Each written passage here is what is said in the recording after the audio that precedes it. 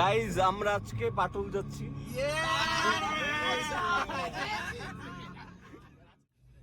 Hello সবাইকে, আসসালামু আলাইকুম। স্বাগতম আপনাদের আরেকটা নতুন যাত্রা এবং ডেল্টা অন দ্য রানে।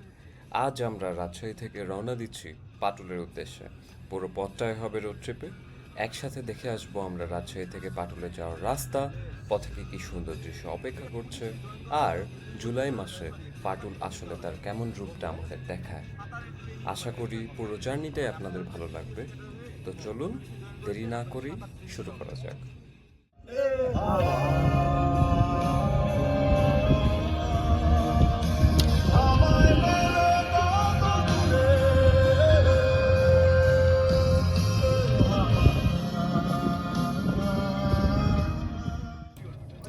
সো আজকে সকাল থেকেই রাজশাহীর ওয়েদার ভীষণ রকমের কনফিউজিং ছিল।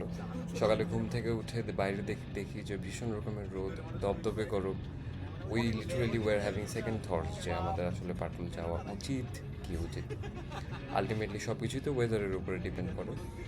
বাট লাকিলি আমাদের এগুলো ভাবনা চিন্তার মধ্যেই ওয়েদার চেঞ্জ হয়, বৃষ্টি আসে, and right now as you can see weather বেশ ক্লিয়ার, কিছুটা সানি, কিছুটা গ্লুমি হয়ে আছে।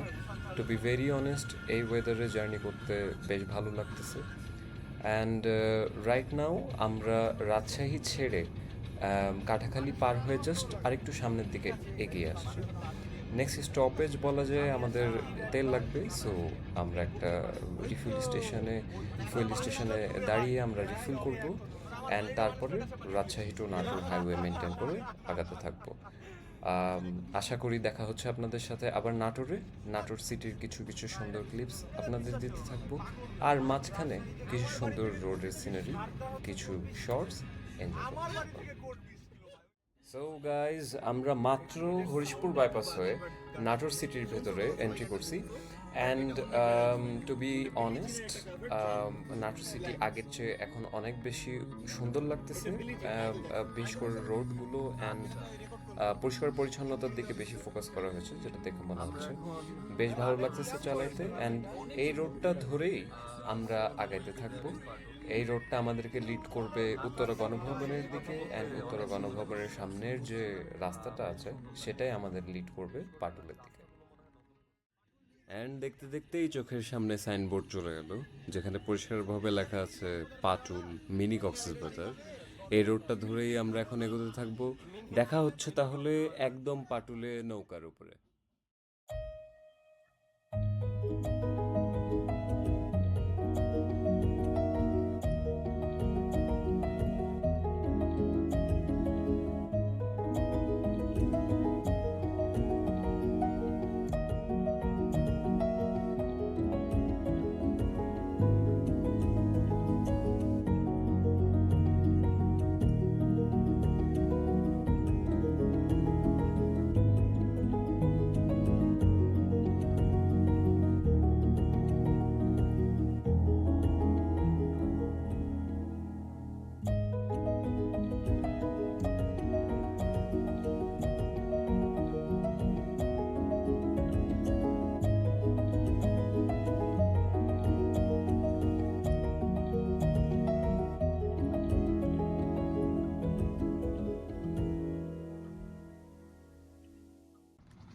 দিন শেষে আমরা এখন নৌকার উপরে, আশেপাশে পানি, এবং এই নৌকাটাকে নিয়েই আজকে আমরা উপভোগ করব আজকের সুন্দর বিকেলটা এবং পাটুলের ভাসমান 5টি গ্রাম।